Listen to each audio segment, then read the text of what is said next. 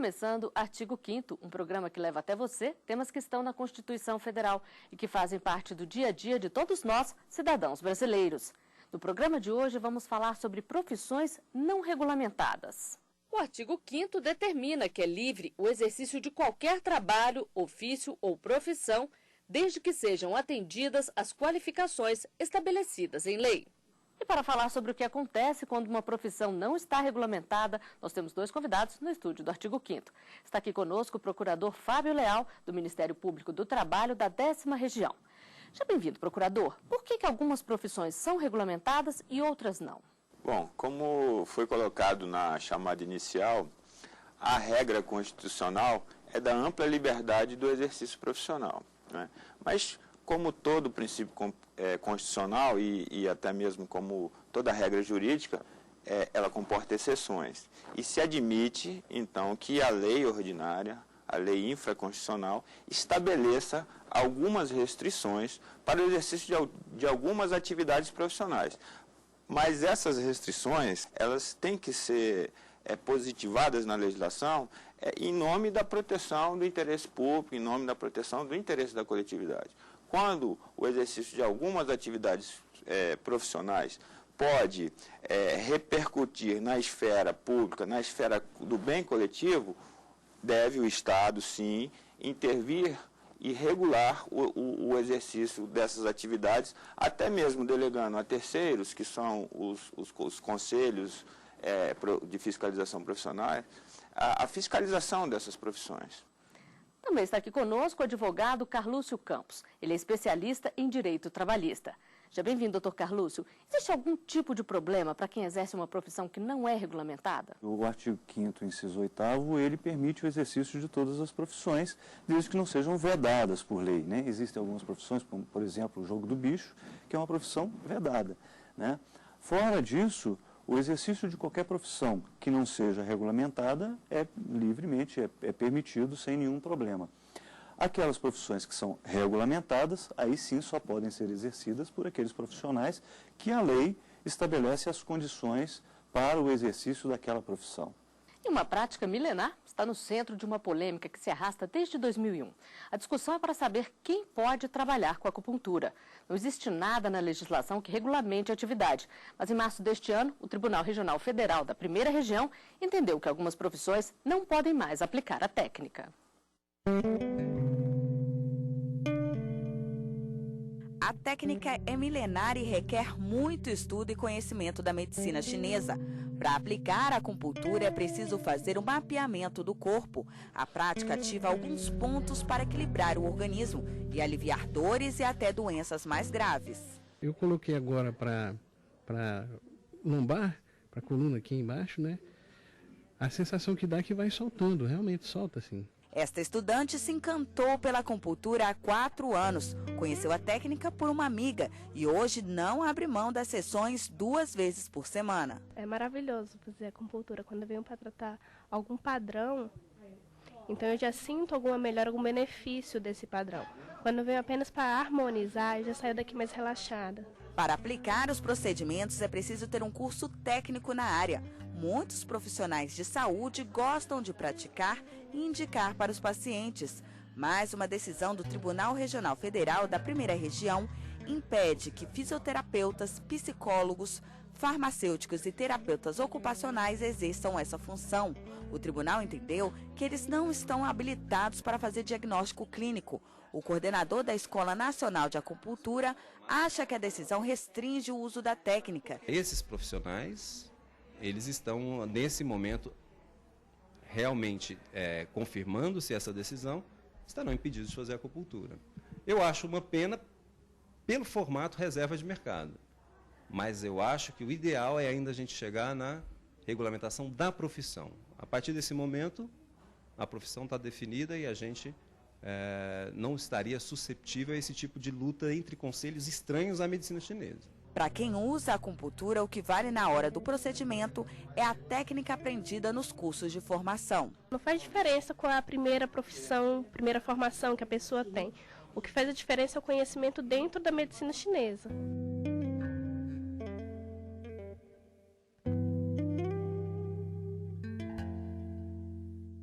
procurador, na prática, qual é o efeito de uma decisão como essa? É imediato? Tem que se esperar o julgamento de recursos? Bom, obviamente que se a decisão ainda comportar recursos, ela não vai poder ser aplicada imediatamente, né? Mas me parece aí que a preocupação do Tribunal Regional Federal foi exatamente de restringir essa atividade a algumas categorias profissionais.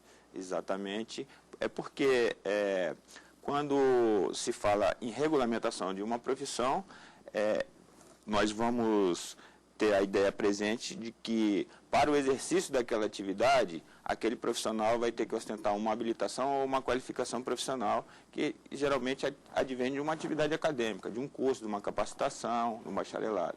Então, me parece que a preocupação da Justiça Federal foi exatamente essa, de restringir essa atividade profissional a algumas categorias, exatamente pensando nos pacientes, né? Pensando no interesse público, pensando no interesse coletivo e disciplinar. Não estou fazendo aqui um juízo de valor sobre a decisão.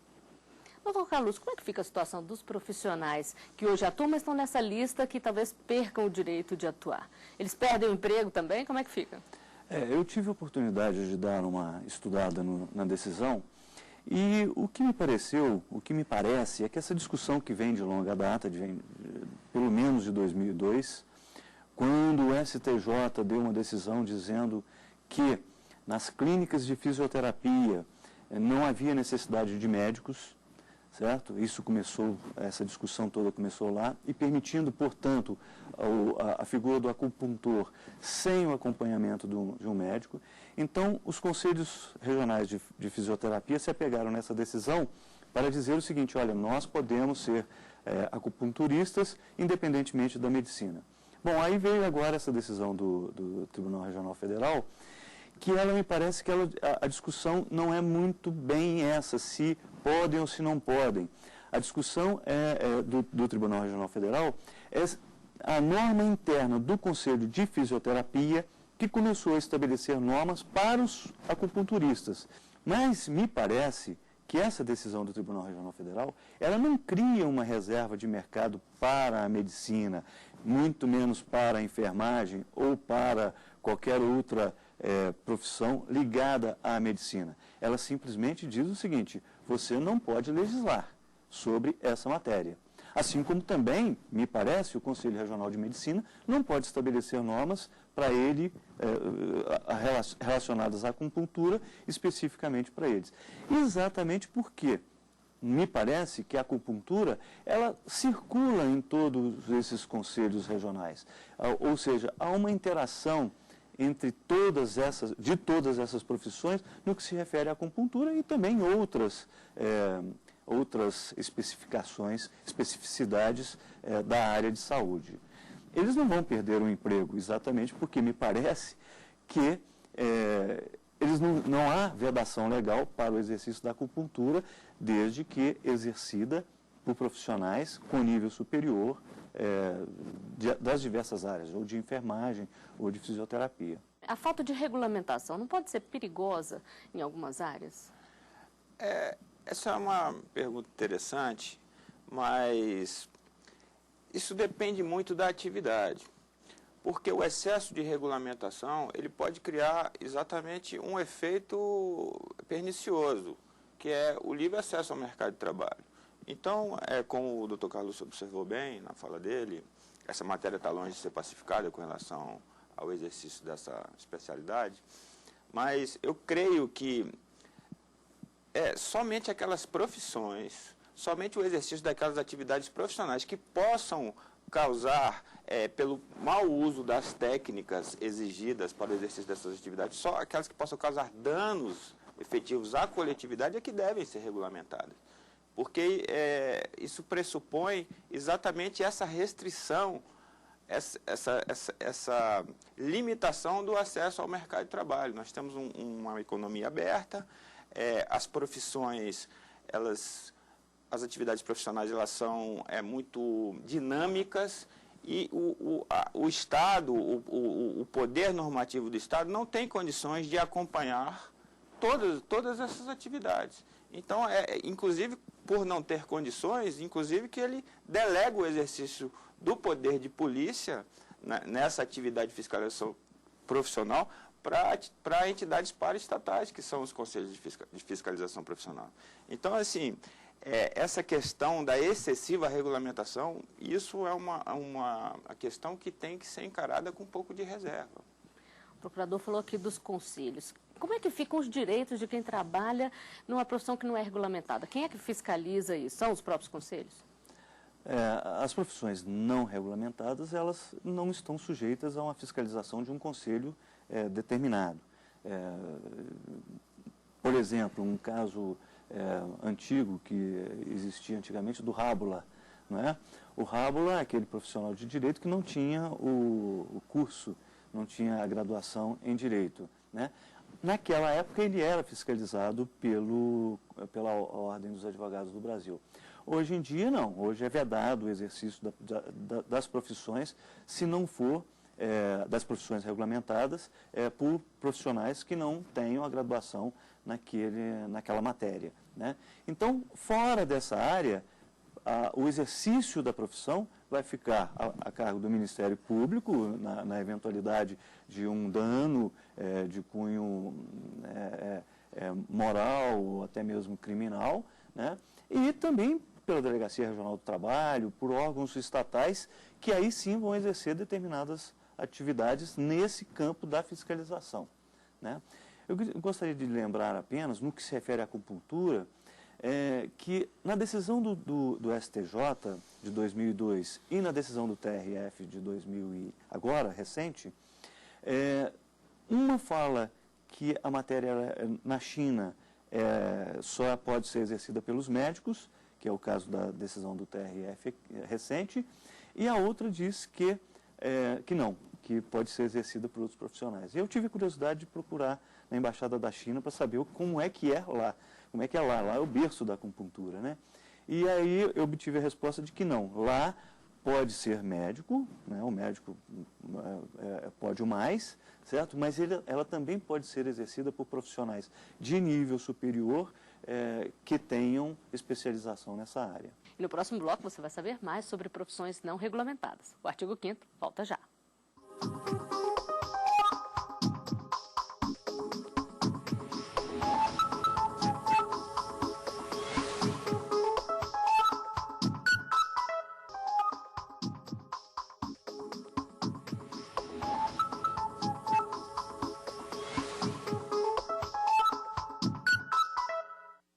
Estamos de volta com o artigo 5º. Os nossos convidados são o advogado trabalhista Carlúcio Campos e o procurador Fábio Leal, do Ministério Público do Trabalho.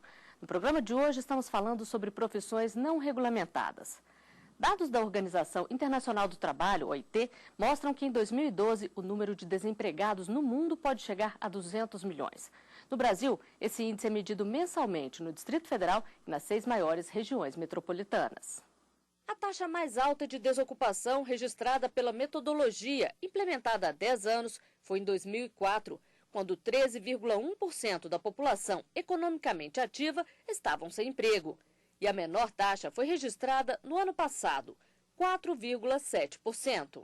Procurador, essas pesquisas refletem a situação real ou tem muita gente aí no mercado informal? Veja bem, essa taxa de desemprego ela não se refere apenas ao mercado formal. Toda pessoa que tem uma atividade profissional, e ela não significa, vamos supor, se tem 4,78% de taxa de desemprego, não significa que 95% tem carteira assinada. Significa que 95% estão exercendo alguma atividade profissional. Uma parte desse contingente de trabalhadores é empregado, ou seja, regido pela CLT, aquele com carteira assinada, e outra parte é daqueles profissionais autônomos, eventuais, que não têm um vínculo empregatício, né? Então, isso é importante esclarecer, porque parece que 95% das pessoas do Brasil têm contrato de trabalho. Não é essa o enfoque. Eu não sou especialista na matéria, mas a gente tem a oportunidade de ter acesso a alguns dados. E também eu queria chamar a atenção que essa taxa de empregabilidade, ela também não está muito vinculada, como alguns tentam defender, à rigidez ou à flexibilidade da legislação. Ela está realmente vinculada ao quê? À economia, né? o importante é que a economia esteja em crescimento. Isso vai promover o quê? A geração de mais postos de trabalho. E aí a gente volta àquela discussão da regulamentação, porque essa regulamentação excessiva, ela pode, em determinadas atividades, e hoje tramita no Congresso Nacional vários projetos de lei de regulamentação de atividades, que podem ter o efeito diverso, de inibir exatamente o acesso ao mercado de trabalho. Doutor Carlos, só para a gente deixar bem claro, então, vamos diferenciar o trabalhador informal do trabalhador que está numa profissão não regulamentada. Profissão não regulamentada é aquela que não existe uma legislação específica disciplinando o exercício daquela profissão. E informalidade, como o doutor Fábio disse, são aqueles que não têm carteira assinada. Então, você pode ter um profissional de uma profissão regulamentada, por exemplo, dando um exemplo bastante, um médico, certo? Que está trabalhando num determinado lugar sem carteira assinada, sem nenhum vínculo. Ou seja, ele tem a profissão dele regulamentada, mas ele está na informalidade, tá certo? Por outro lado, você pode ter profissões que não são regulamentadas, por exemplo, dentro desse mesmo hospital, aquele que faz a limpeza, o profissional de limpeza, ou seja, ele não é um profissional que tenha a sua atividade regulamentada, mas ele tem a sua carteira assinada. Então, ele está na formalidade. Então, veja, nesses dois exemplos, você tem um médico de profissão regulamentada que está na informalidade. E o outro que não é regulamentado está na formalidade. Procurador, a gente falou aí de dados da OIT. Como é que funciona a legislação internacional? Um trabalhador que está aqui no Brasil, profissão regulamentada, tudo certinho, ele pode exercer a profissão lá fora e vice-versa? Ele pode exercer a profissão no exterior desde que ele atenda aos requisitos legais daquele país para o exercício daquela atividade, né? Então, é a mesma ideia da nossa regulamentação. Todos os estados estrangeiros também têm essa preocupação com o exercício de determinadas atividades. E eles vão exigir dos estrangeiros os mesmos requisitos que eles exigem para os nacionais. Então, ele deverá passar por um processo lá de comprovação que ele atende aos requisitos da legislação internacional para poder exercer a atividade que ele se qualificou aqui no Brasil. Doutor Carlos, existe muito problema com trabalhador estrangeiro no Brasil? Muito. O Brasil é, na verdade, uma das legislações mais fechadas do mundo no que se refere ao acolhimento de trabalhadores estrangeiros que pretendam trabalhar aqui.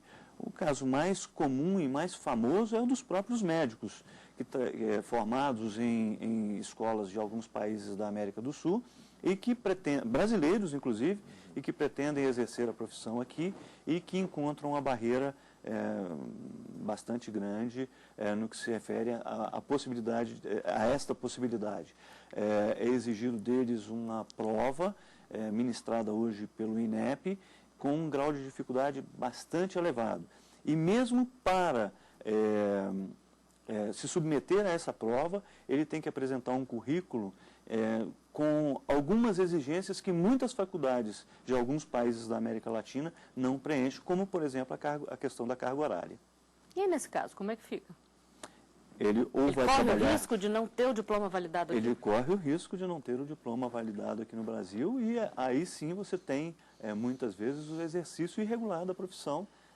Isso é bastante comum. E o que tem sido feito pela Procuradoria nesse sentido? Veja bem, eu não conheço nenhuma atuação do Ministério Público nesse sentido, né? É até uma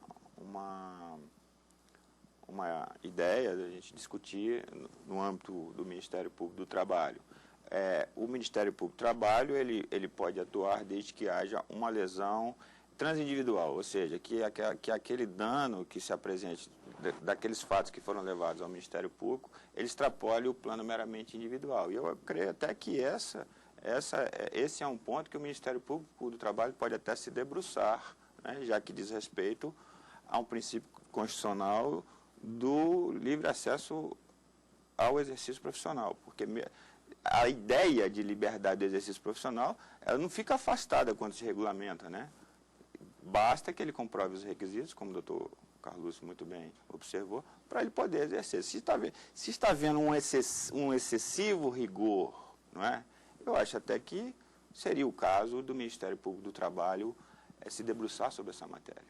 Eu acho que até existem estudos no que se refere, por exemplo, ao Mercosul, né?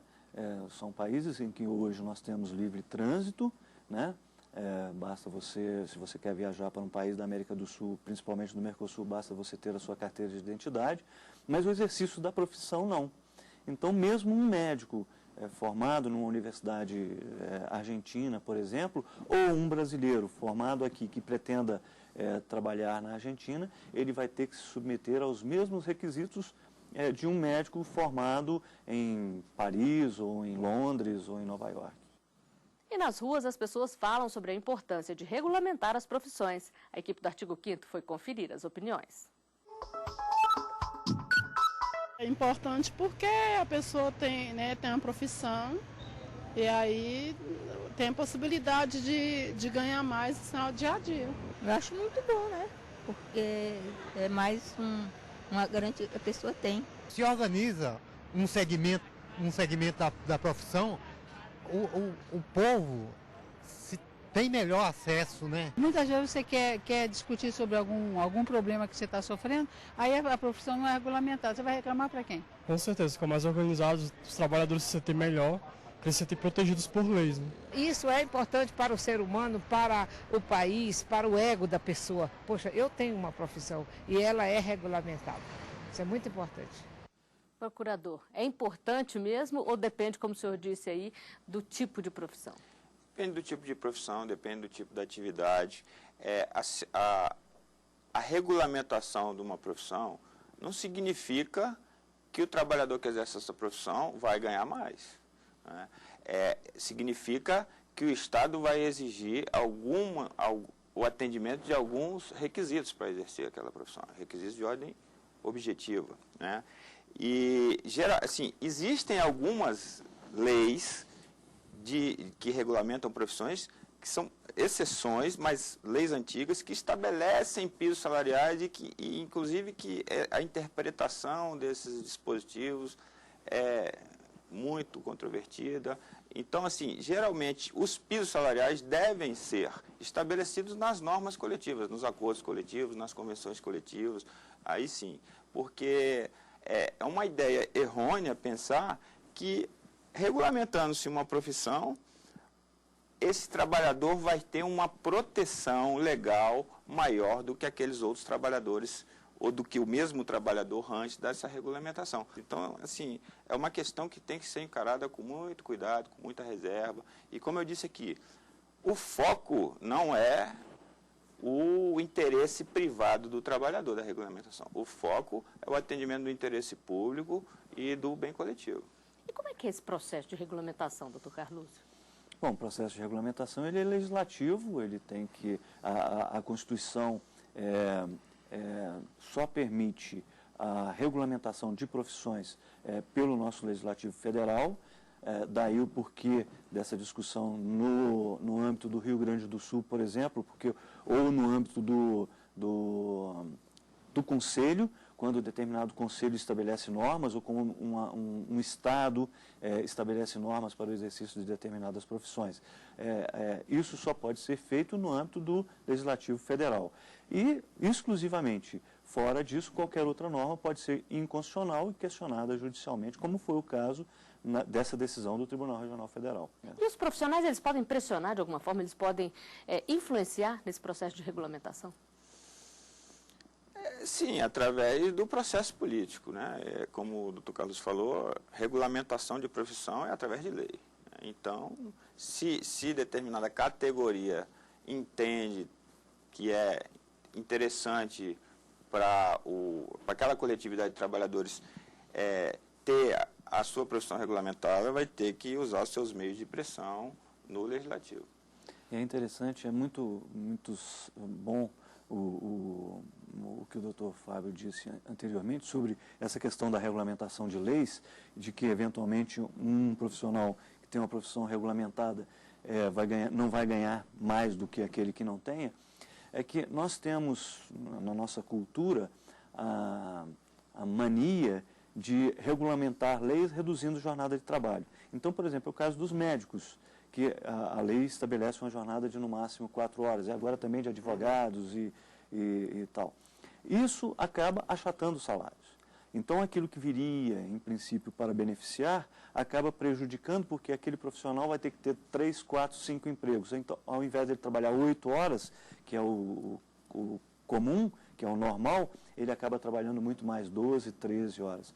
Profissionais que trabalham 12 por 36, 12 horas de trabalho por 36 de descanso, ele acaba tendo 2 empregos, então ele trabalha todos os dias 12 horas. Pode ter um efeito contrário. 24 horas. Às vezes 24 horas.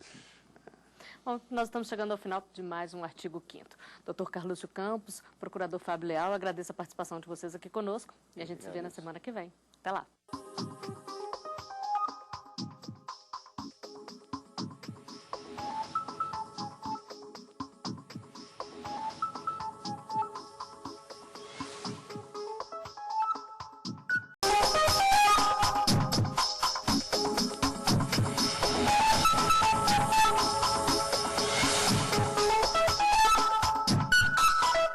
Começando Artigo 5º, um programa que leva até você temas que estão na Constituição Federal, que fazem parte do dia a dia de todos nós, cidadãos brasileiros.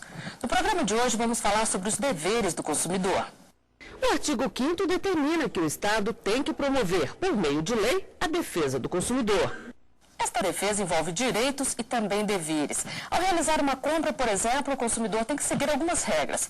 Para falar sobre isso, nós temos 2 convidados no estúdio do Artigo 5º. Está aqui conosco o promotor de justiça, Paulo Roberto Binicheski. Ele é titular da Promotoria de Defesa do Consumidor, PRODECON, e diretor do Instituto Brasileiro de Política e Direito do Consumidor, Brasilcom. É mestre em Ciências Jurídicas e doutorando pela Universidade de Lisboa. Já bem-vindo, promotor. Quais são os deveres de um consumidor? O nosso sistema protetivo do consumidor, ele não estabelece no código deveres do consumidor, mas isso é algo que a gente deve retirar do sistema jurídico. Quais são, acho que eu entendo como o principal dever do consumidor? O principal dever do consumidor é agir com boa fé dentro das relações jurídicas de consumo. E principalmente quando se diz que o consumidor tem direito à informação, é que esse direito à informação ele também ele configura aí uma espécie de dever do consumidor, no sentido de que ele tem que prestar atenção às informações, seguir com as orientações que os fornecedores colocam nos produtos e serviços, a forma correta de sua utilização, até para que o consumidor também colabore no sentido de evitar um prejuízo. E também está aqui conosco o advogado João Guilherme Assafim. Ele é mestre em Direito pela Universidade Cândido Mendes e professor de Direito do Consumidor na UDF. Seja bem-vindo, doutor João. O que pode acontecer com o consumidor que não cumpre os deveres dele? Ele pode perder os direitos? O direito à informação é de extrema importância para quando você vai tentar configurar uma relação de consumo. E em caso de configuração, você tem que utilizar sempre do preceito de boa-fé para você cumprir suas obrigações, principalmente no que tange a pagamento, aos seus cumprimentos, de tudo que você vinculou acerca desse contrato. E realmente ele pode perder algum direito por força desse contrato se ele não cumprir com as suas respectivas obrigações também. Tem que ficar atento, então. Porque uma das, vamos dizer assim, das excludentes de responsabilidade realmente de uma empresa fornecedora ou de algum ente que pode ser equiparado a fornecedor, com certeza é o que se chama de culpa exclusiva do consumidor, ou seja, ele deu causa para que aquela contratação não se confirme de forma plena. E um caso em que o consumidor pode perder os direitos e até ser responsabilizado é quando ele não atende à convocação de um fabricante para reparar problemas detectados no produto. 8 projetos de lei tramitam no Congresso Nacional para regulamentar o recall, e um deles prevê punição e até a retenção do licenciamento anual para quem não atender ao chamado. Quando um produto apresenta problema na fabricação e um número grande de clientes reclama para as indústrias, é feito um chamado para que a troca de peças ou material seja realizada. São campanhas publicitárias em rádios, jornais e TVs, conhecidas como recall. Isso acontece muito em brinquedos e carros. O procedimento tem que ser informado ao Ministério da Justiça, que autoriza e acompanha o recall. Você verificar se um automóvel de qualquer marca, nacional ou importado, ele tem um problema, você entra no Ministério da Justiça, tem recall. Basta você digitar o chassi do carro. Você já verifica se o carro tem problema ou não tem problema, ou se tem direito a recall, ou se já teve algum tipo de recall. Quando o problema é em carros, a situação é ainda mais grave. Já foram registrados acidentes causados por peças que apresentaram defeitos. O Código de Defesa do Consumidor obriga o fornecedor a fazer o reparo ou a troca do produto de forma gratuita, mas nem todos os compradores respondem aos chamados. Este advogado explica que a pessoa que não atende ao recall pode ser responsabilizada em caso de acidente. Ele estava na via, 80 km por hora. O carro capotou. O problema foi mecânico. O problema foi identificado que é de fabricação. A fabricação, mas a montadora informou que tinha feito o recall. Toda aquela responsabilidade que tinha, tanto civil como criminal, que cairia para a concessionária, é depositada nele, no condutor do veículo. Doutor João, que tipo de punição cabe contra esse consumidor que não atendeu ao recall? Bom, inicialmente, para efeitos preventivos, ele não possui punição, porque ele não é inicialmente obrigado a ir na data informada pela empresa fornecedora para efetuar a troca.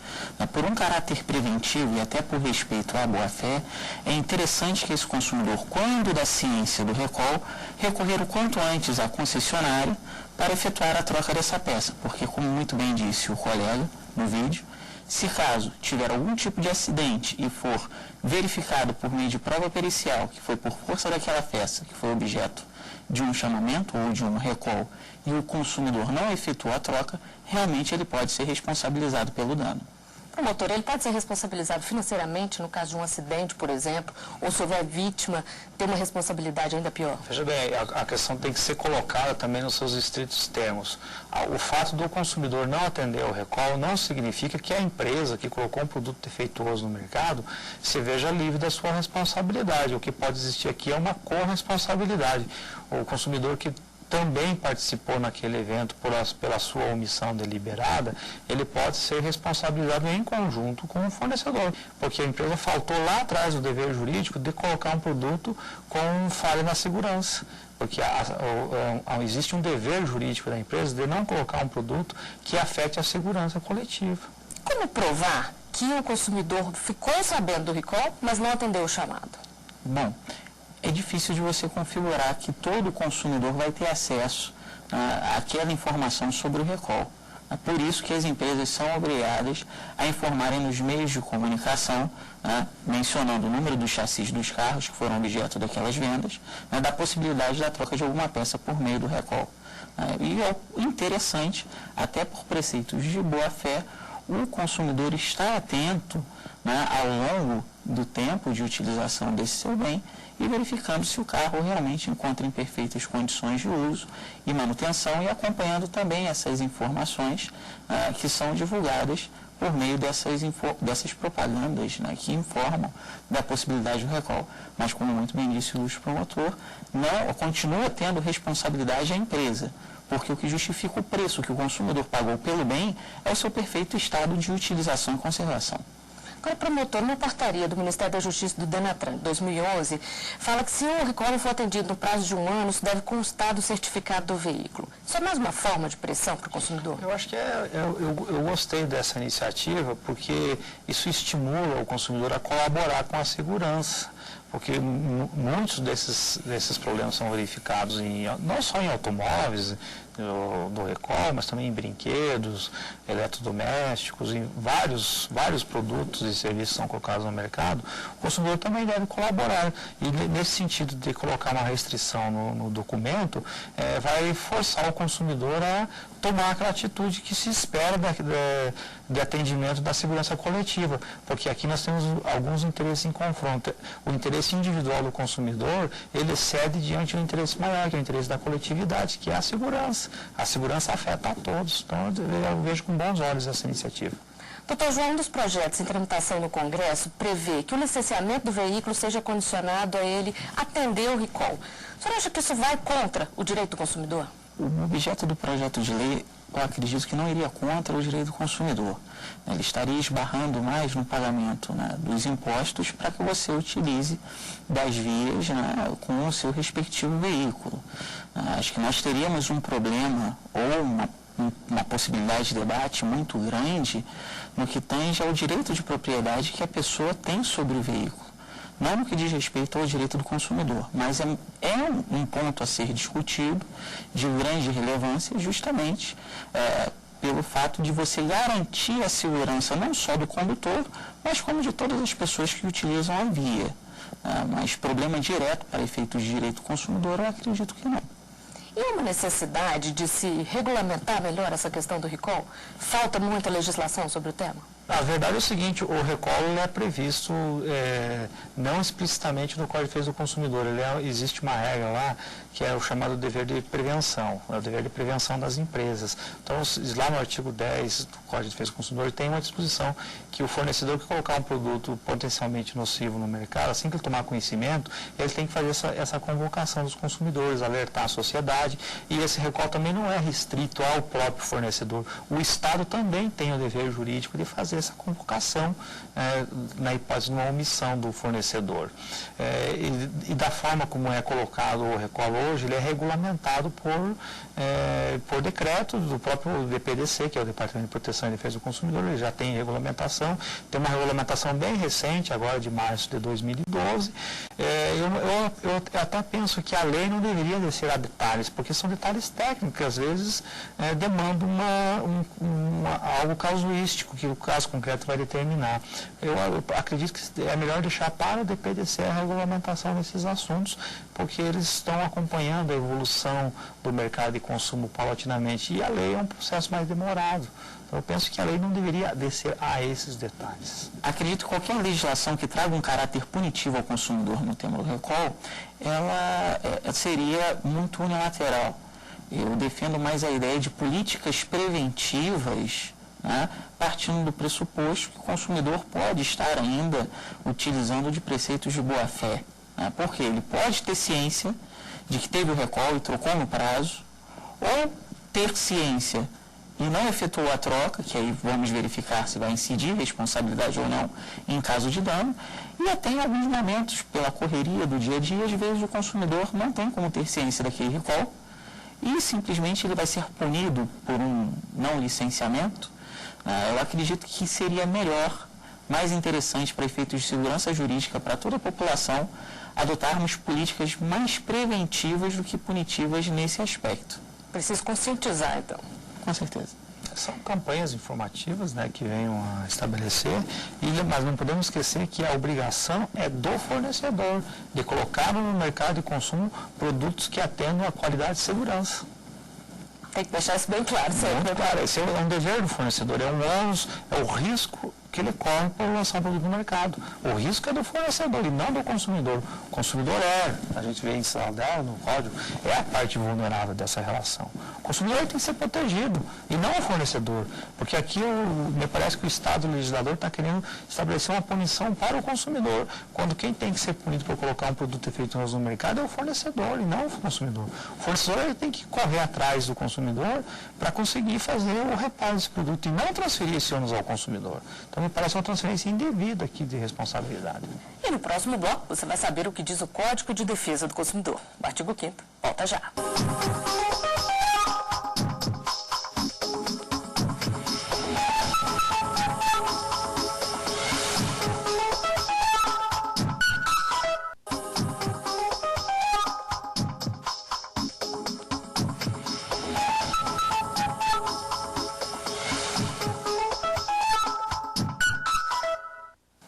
De volta com o artigo 5º, os nossos convidados são o advogado João Guilherme Assafim e o promotor de defesa do consumidor, Paulo Roberto Binicheski.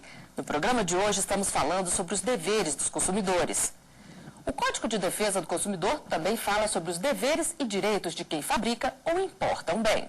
E diz que ele só não será responsabilizado em caso de problemas se provar que não colocou o produto no mercado, que o defeito não existe ou que a culpa é exclusiva do consumidor ou de terceiros. E estabelece ainda que o comerciante é igualmente responsável quando quem produz ou importa mercadoria não puder ser identificado, se o bem foi fornecido sem indicação clara do fabricante ou ainda se não conservar adequadamente produtos perecíveis. Mas ressalta que quem fizer o pagamento ao prejudicado pode tentar ser ressarcido pelos demais responsáveis. Doutor João, o consumidor tem o PROCON, delegacias especializadas, promotoria de defesa do consumidor. E os fabricantes, a quem que eles podem recorrer? A empresa fornecedora ela não vai poder utilizar a proteção do Código de Defesa do Consumidor. Né? E o que ela deve fazer? É simplesmente quando ofertar um produto no mercado, que esse produto siga as regras mínimas de utilização para que não se torne um produto que venha atentar contra a sua vida, a sua saúde e segurança. Então, a empresa, quando oferta um produto no mercado, ela tem que demonstrar um nível de informação por meio de manuais de como é a utilização desse produto, né, e repassá-lo, né, nesses contratos, esse produto atendendo toda a sua expectativa de utilização e que, em tese, não venha apresentar nenhum tipo de defeito durante a utilização desse produto. Promotor, no caso da empresa precisar dividir a responsabilidade, como fala aí no código, ela busca a justiça comum? Como é que é feito isso? É a justiça comum, aí não é o Código de Defesa do Consumidor que vai funcionar. Ou é o Código Civil ou o Código Comercial na parte que ainda está em vigor. E depende do contrato que existe entre esses fornecedores. É uma relação contratual entre os fornecedores. O consumidor fica à látria dessa questão, ele fica distante. Isso não envolve o consumidor. Tanto que não envolve, não é, professor, que nosso código ele veda o Instituto da Denunciação à lide, que vai se discutir questão de outras questões no processo de responsabilização. A responsabilidade do fornecedor é de natureza objetiva, ou seja, independe da diligência que o fornecedor tenha obrado naquela questão, na colocação do seu produto no mercado de consumo. Isso independe para ressarcir o consumidor. Já essas outras questões talvez envolvam questões de discussão de responsabilidade subjetiva. Então, isso já envolve um outro tipo de processo. Então, o Código de Defesa do Consumidor veda a denunciação à lide para evitar essa litigiosidade. E cabe aos fornecedores, aí, entre eles, discutirem isso na justiça comum, no processo comum, sem envolver questões de direito do consumidor.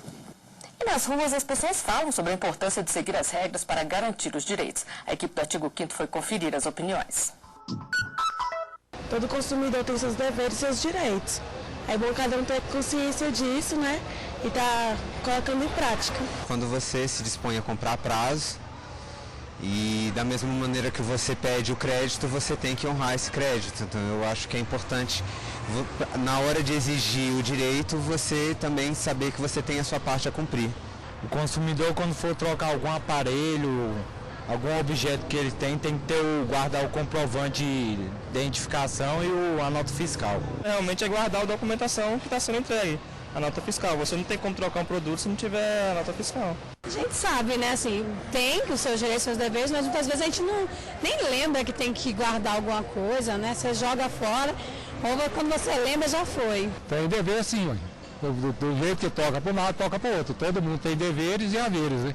Promotor, existem campanhas de conscientização para os consumidores saberem o que eles têm que fazer, já que a gente viu aí que a maioria relaciona esse fato a guardar a documentação. No momento da aquisição do produto, o fornecedor, normalmente é o comerciante, que é o vendedor direto, ele deve informar o consumidor quais são as exigências do consumidor para ter direito à garantia contratual. Então, é aquele momento específico que o fornecedor deve informar o consumidor quais são os deveres que o consumidor precisa atender para ter direito à garantia contratual. Mas o fato de o consumidor, às vezes, não guardar alguns documentos, não significa que ele vai perder a garantia, porque a garantia contratual decorre do contrato e também nós não podemos esquecer que existe ainda uma chamada garantia legal. A garantia legal independe da vontade do fornecedor. Esse é um direito assegurado em lei. O consumidor tem alguns direitos que não vão ser esquecidos ou descumpridos o fato do consumidor não ter alguma documentação. Isso decorre da nossa própria legislação. O consumidor tem direito, por exemplo, à reparação do produto, quando o produto apresentar um vício de fábrica. Tem direito também à substituição desse produto por outro, tem direito à restituição do seu dinheiro que pagou. E nós não podemos esquecer de uma outra coisa também, que os produtos circulam. Os produtos circulam, eles passam de mão. Às vezes o consumidor que está na posse do objeto não é aquele mesmo consumidor que comprou na loja. O fato de ele ter comprado de outro não significa que ele vai perder o direito. Doutor João, como a pessoa pode provar que ela comprou o bem naquele determinado local, na determinada data, se ela não tiver mais a documentação, a nota fiscal? Em caso de tentativa de resolver o problema, objeto, por exemplo, de um defeito, e o consumidor não teve sucesso, ele pode ir ao PROCON, tá? Ou já entrar com uma ação própria e utilizar dessa chamada inversão do ônus da prova. O que seria isso? Vai caber à empresa fornecedora confirmar que efetivamente não houve aquela contratação ou que efetivamente foi a chamada culpa exclusiva do consumidor. Vai caber na ação própria ela também confirmar que ela não cometeu o suposto abuso. Porque se caso ela vier a cometer, ou se foi comprovado na ação judicial, ela deverá reparar o consumidor, seja pelo conserto, seja pela troca do aparelho com as devidas compensações para mais ou para menos de valoração, ou até a devolução integral do dinheiro, que no caso, tendo ação judicial, provavelmente pode haver, inclusive, alguma condenação para efeitos de danos morais. Agora, se o consumidor compra um telefone celular, por exemplo, e pede a nota fiscal, e esse telefone está na garantia, estragou, mas ele não tem mais a nota fiscal para provar a data ainda, como é que ele faz? Provavelmente ele deve ter recebido um certificado junto com um manual, né, de instruções deste aparelho, né? E o manual, ele não serve apenas para nós verificarmos como é a perfeita utilização desse aparelho, mas ele geralmente vem com uma data pré-estabelecida, né, do prazo de extensão de garantia que essa empresa que o produziu assim oferta, né, para o consumidor que tem interesse naquela contratação. E ainda para complementar a resposta do professor João, na hipótese onde o consumidor não tem mais a nota fiscal, não tem o manual, se a questão for submetida a juízo, o juiz pode determinar que a empresa apresente a nota fiscal, a cópia da nota fiscal original da aquisição, para demonstrar se está dentro do prazo de garantia contratual, se, enfim, essas questões podem ser resolvidas dentro de um processo judicial, sempre em benefício do consumidor. E a questão do pagamento? O consumidor que atrasa um pagamento ou que deixa de fazer, ele perde os direitos? O que pode acontecer com ele? Então, ele não perde o direito, mas por regras de boa-fé, o consumidor tem que honrar com seus compromissos. Por um outro lado, quando da cobrança de dívidas, esse consumidor, em hipótese alguma, ele pode ser exposto ao ridículo, né?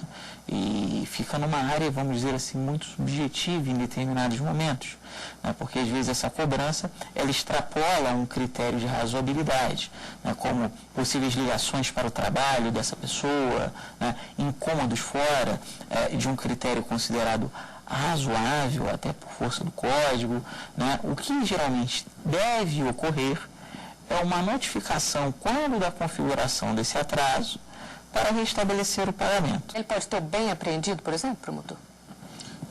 Dependendo do tipo de contrato, né? É possível sim fazer uma busca e apreensão, ou vamos supor assim, de uma compra com alienação fiduciária, né? A propriedade ela continua na garantia do credor. Então o bem garante a dívida. Então você tem que ver a natureza do contrato em si. Isso são coisas que existem no nosso sistema jurídico também para proteger a harmonia das relações de consumo. O fato do consumidor ter direitos não significa que ele não deva cumprir com um dever básico que é de todo cidadão, é de pagar ou honrar as suas dívidas, né? O adimplemento, o pagamento é uma obrigação a qualquer cidadão, né? Isso não está retirado do sistema jurídico.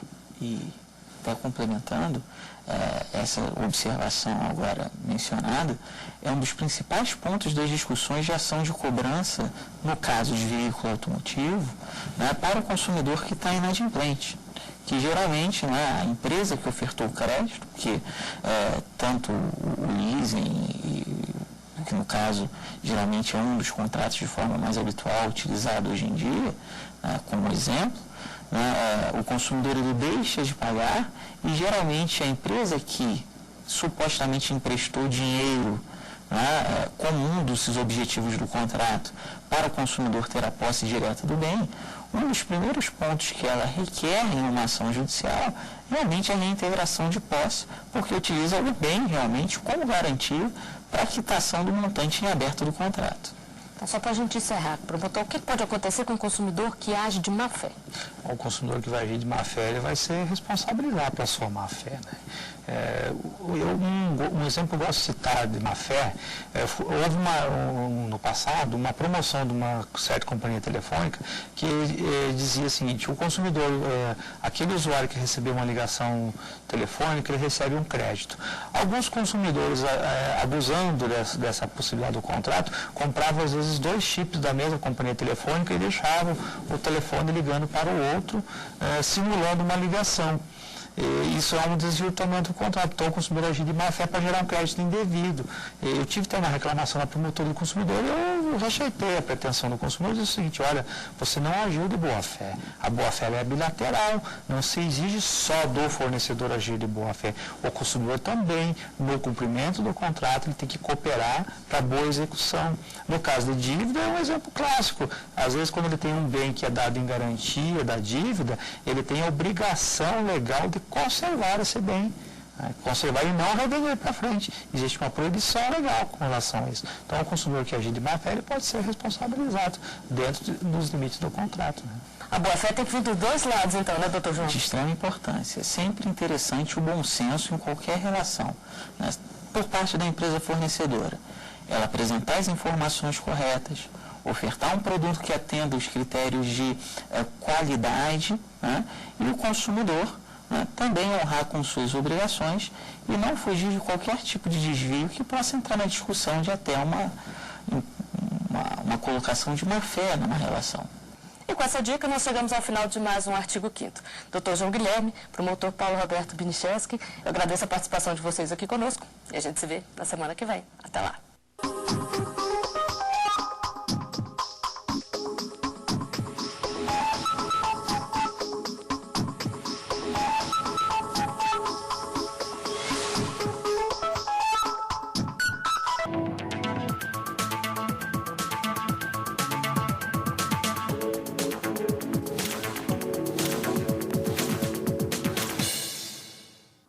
Começando o Artigo 5º, um programa que leva até você temas que estão na Constituição Federal e que fazem parte do dia a dia de todos nós, cidadãos brasileiros.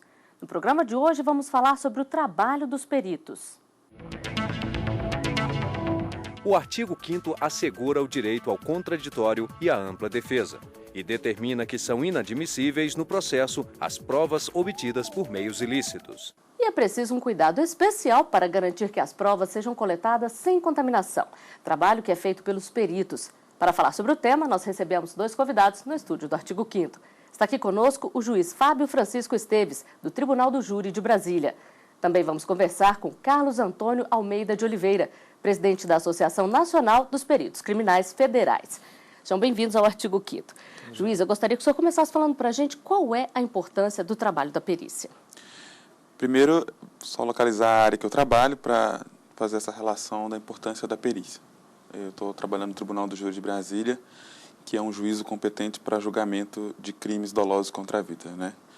O nosso maior incidência é o crime de homicídio. E na apuração desse fato, desses crimes, o trabalho da perícia é fundamental, né?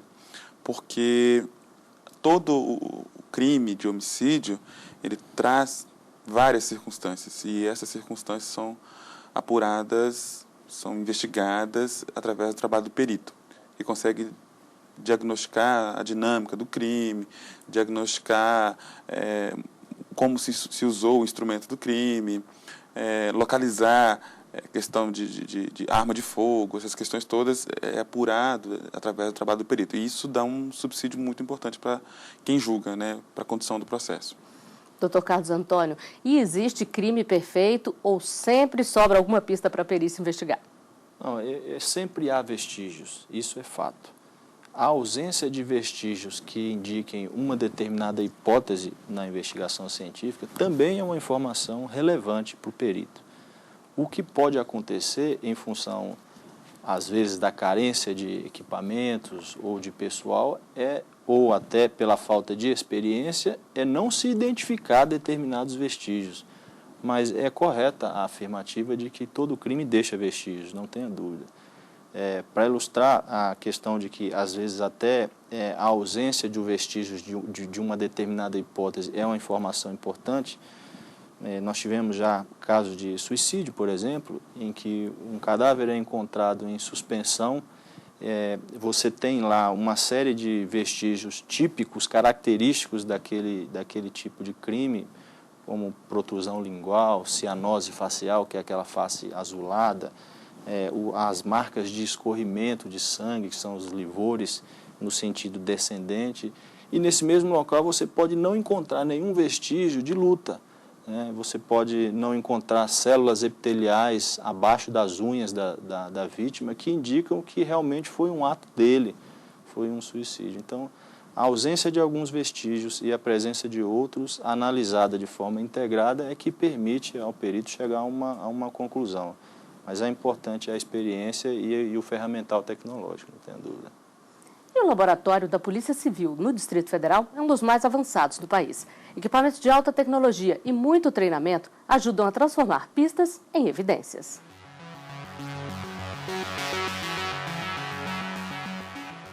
24 horas por dia. O trabalho dos peritos não para. O Instituto de Criminalística da Polícia Civil do DF é um dos melhores do Brasil e até recebe demandas de outros estados por ter equipamentos de ponta. Soluções de crimes misteriosos, testes e mais testes balísticos, mágica no papel. Tudo para encontrar o verdadeiro culpado. Um dos departamentos com maior volume de trabalho é o do Cássio. Aqui, ele descobre desde uma nota falsa até um cheque adulterado. Na prática, esse equipamento funciona da seguinte forma. Vou pedir para o Cássio escrever aqui alguma palavra e a gente vai rabiscar com uma outra caneta, inclusive da mesma cor, e vamos ver se a máquina reconhece o que estava escrito por baixo. Vamos lá.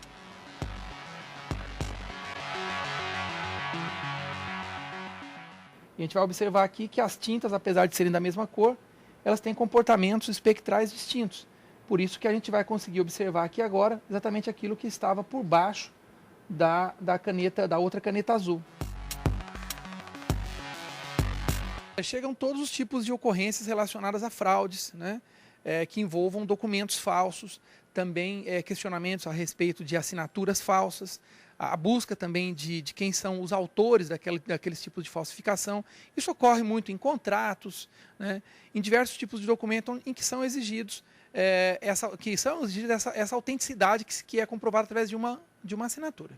E nem sempre esse trabalho serve para incriminar alguém. Nós aqui não estamos apenas para buscar provas que possam ser utilizadas para condenar alguém. Não. O nosso compromisso aqui ele é com uma determinada verdade. Essa verdade ela pode ser tão importante quando condenar uma pessoa, ou mais importante é você não cometer uma injustiça. Uma das análises mais comuns no Instituto está ligada aos homicídios. São os projéteis deixados na cena do crime que podem esclarecer de onde partiu o tiro. Nessa sala de disparo é feito o exame de comparação balística. Júlio, vocês analisam então aqui por meio de um teste, né? Vocês disparam, esse projétil cai na água e o que é possível então desvendar a partir daí? Pois bem, aqui o que nós fazemos é coletar um padrão da arma.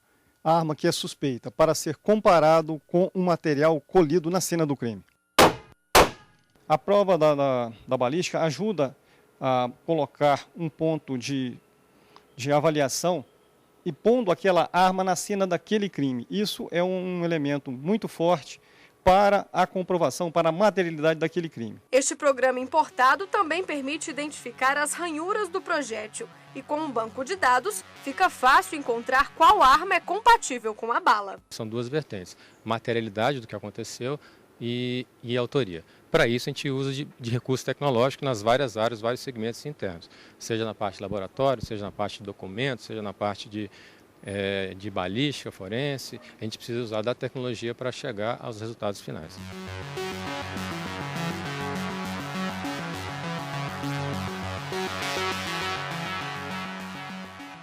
Doutor Carlos Antônio, tecnologia é essencial no trabalho de vocês, né? Não tenha dúvida. O crime evoluiu tecnologicamente, porque infelizmente eles também têm acesso à tecnologia, e nós temos que fazê-lo além do que o crime faz. Então, esse equipamento que foi mostrado agora para análise documentoscópica foi adquirido através de um convênio do Brasil com a França e a Alemanha, e isso realmente auxiliou muito. O microscópio de comparação balística também o Brasil adquiriu, isso aí é fantástico. Então, assim, não tem como a gente trabalhar hoje sem a tecnologia. E não só a tecnologia utilizada para os exames em si, mas para o gerenciamento das informações que a gente obtém através da ciência forense. Eu falo, por exemplo, de softwares que a Polícia Federal desenvolveu. A gente tem um corpo de peritos da área de informática que eles próprios desenvolveram, que permite que um perito, por exemplo, no estado do Tocantins, ao receber um material que ele nunca viu, que nunca chegou na casuística de crimes daquele estado, por exemplo, um tipo de pedra preciosa que está relacionado a um crime de extração ilegal de minérios, que ele faça consulta nesse sistema de criminalística e descubra outros especialistas que já examinaram o mesmo material, às vezes no estado do Rio Grande do Sul, e isso permite que a gente tenha uma interação técnica que vai encurtar o tempo necessário para se fazer o exame e inclusive, os métodos necessários para executá-los. A gente tem condições de já prever com antecedência. Então, não tenho dúvida que a tecnologia é fundamental e a gente trabalha com essa tese, sim. Juiz, e é muito importante também a observação humana, não é mesmo? É importante. A percepção é fundamental. Tem um exemplo de um caso, até com uma perita da Polícia Federal, que teve a percepção de observar o comportamento do suspeito durante aquele momento inicial, posterior ao crime, e eu lembro que ela pediu para que fosse recolhido as calças, e ela conseguiu captar no bolso da calça os vestígios de... Não existe mais o exame de pólvora, aquelas coisas, mas conseguiu captar alguns vestígios que acabaram por concluir, depois do exame pericial, de que ele só poderia ter efetuado o disparo na vítima. Então, usou-se a tecnologia porque fez seu exame através desses meios, mas também a percepção da perita em conduzir aquele trabalho foi fundamental, né? Talvez se perdesse aquele momento, aí nós não teríamos condição de chegar ao resultado que se chegou. Juiz, o que pode invalidar o trabalho da perícia? Há diversos fatores. Atualmente nós temos alguns casos no Tribunal do Júri de Brasília em que há questionamentos quanto aos laudos, né? Bom, a defesa ela tem o direito de promover, trazer para o cenário da discussão no processo todos os elementos para contradizer os elementos que já existem nos autos, inclusive os elementos periciais, né?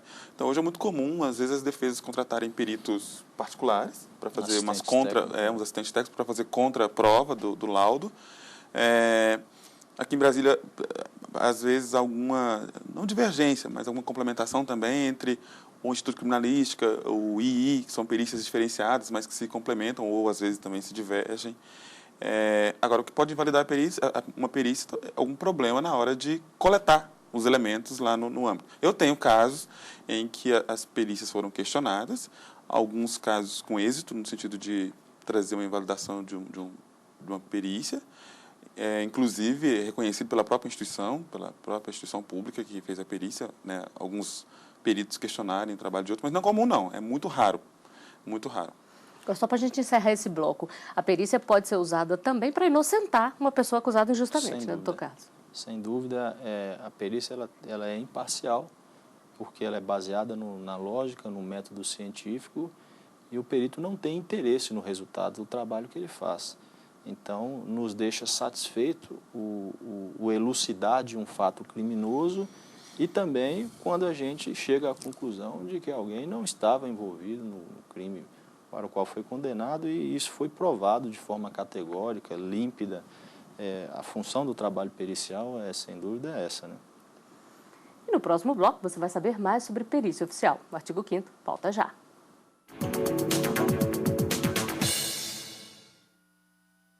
Estamos de volta com o artigo 5º. Hoje os nossos convidados são Carlos Antônio Almeida de Oliveira, presidente da Associação Nacional dos Peritos Criminais Federais, e o juiz Fábio Francisco Esteves, do Tribunal do Júri de Brasília.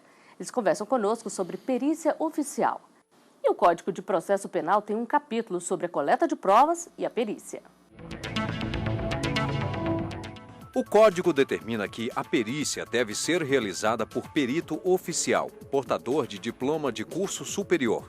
E diz ainda que, na falta deste profissional, o exame deve ser feito por 2 pessoas idôneas, portadoras de diploma de curso superior, preferencialmente na área específica, entre as que tiverem habilitação técnica relacionada com a natureza do exame.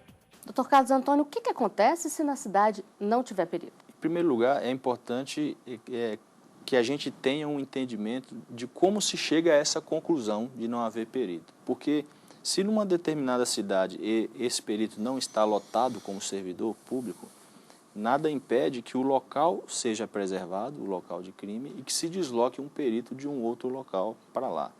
Desde que isso, obviamente, não prejudique a qualidade dos exames. Então, se nós tivermos um local de crime confinado, que está protegido pela própria Constituição, isso permite naturalmente que se desloque.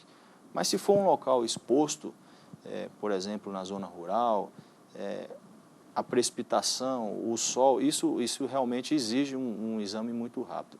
Então, quando as autoridades que necessitam do exame pericial chegam à conclusão de que não é possível deslocar em função, eventualmente, da distância, a solução é a nomeação de um perito ad hoc.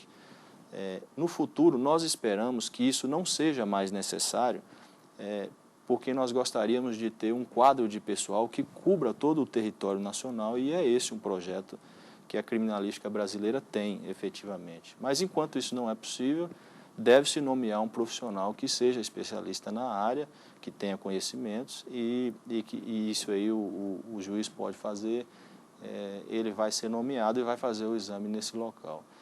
Não impede também que, em seguida, esse laudo realizado por um perito ad hoc seja submetido a um instituto oficial para que ele emita um parecer a respeito e, em função disso, a gente consiga consolidar as conclusões aí sobre o exame.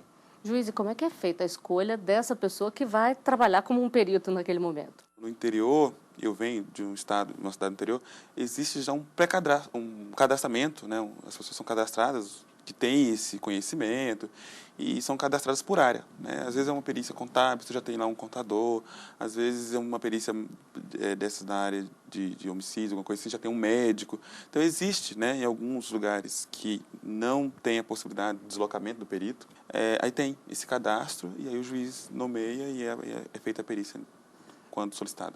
Existe um intercâmbio entre o trabalho dos diferentes tipos de polícia para poder agir tanto nesse caso, quanto também para poder complementar o trabalho um do outro? Existe. Complementar, isso é mais rotineiro, não complementar o laudo pericial.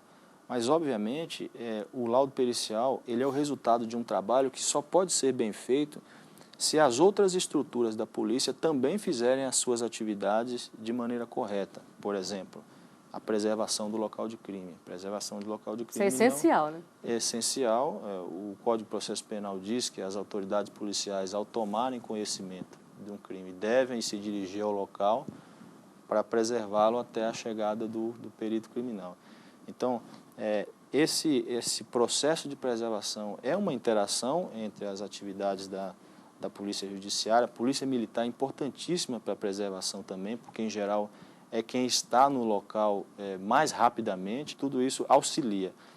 Nós temos trabalhos de cooperação com, por exemplo, outras perícias estaduais.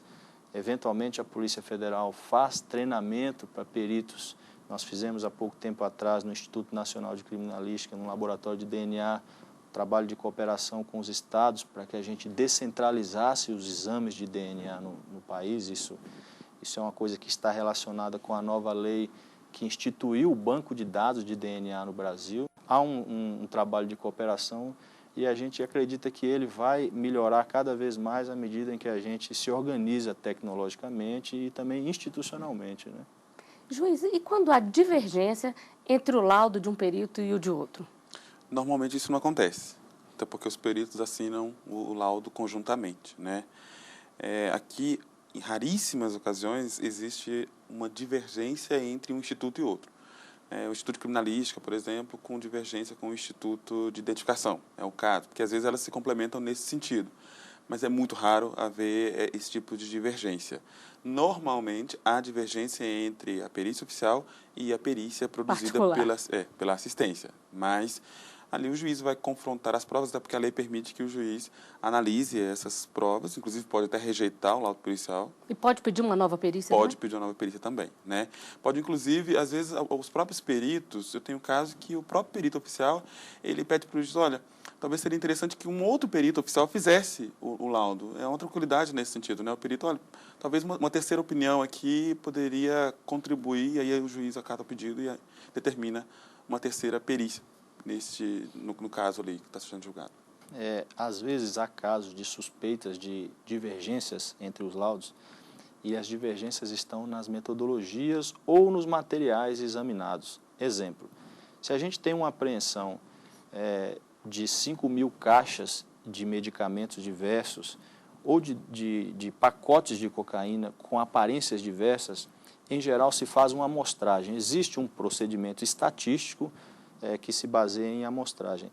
Se um perito fez uma amostragem e não encontrou um determinado produto químico naquelas caixas, um assistente técnico pode pegar um outro lote e chegar a uma conclusão que é aparentemente divergente, mas que pode ser, esse problema pode ser bem elucidado se a gente examina qual foi o material examinado, né? Qual foi o material que ele analisou no laboratório. Então, acho que é muito importante, quando a gente está diante de uma aparente divergência, questionar os peritos sobre qual foi, em primeiro lugar, a metodologia utilizada, se ela está de acordo com o que o Instituto de Criminalística prevê e qual foi exatamente o material que ele examinou. Nesse exemplo que eu dei, a solução é reunir toda a apreensão e mandá-la para o laboratório para dirimir as dúvidas. E é importante citar que, normalmente, a assistência tem a imparcialidade, a parcialidade, né? Porque a assistência é contratada pela para defesa, poder normalmente produzir um resultado que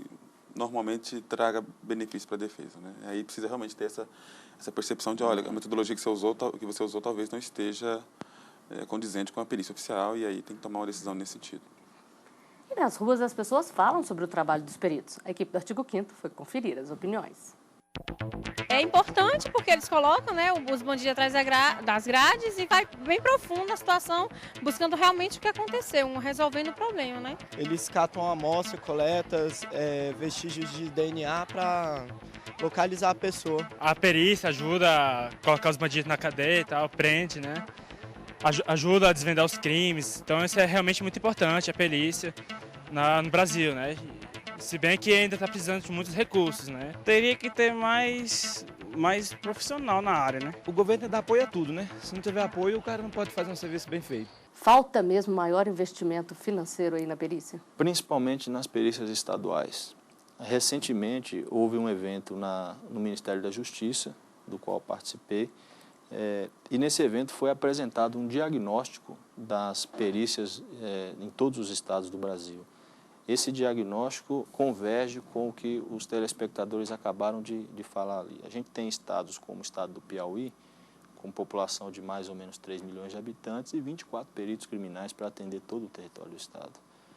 Isso, obviamente, vai prejudicar a investigação científica, vai deixar muitos casos de crimes sem exames periciais, e esse diagnóstico que foi feito pela Secretaria Nacional de Segurança Pública, que é ligado ao Ministério da Justiça, ele dá um panorama muito interessante sobre esse fato. Isso não é um problema só do Nordeste, nem só do Norte. Há estados do Sul e do Sudeste que também precisam muito de concurso público, de treinamento e de equipamentos. E eu acredito que o governo, através da Secretaria Nacional de Segurança Pública, tendo esse diagnóstico, agora tem condições de tomar as medidas que são realmente necessárias para melhorar essa situação, né? E melhora também o trabalho do juiz, não é mesmo? Certamente. Não é o caso, no caso criminal, no caso de homicídio, o juiz evidentemente não vai levar a uma condenação se realmente a prova não contribui.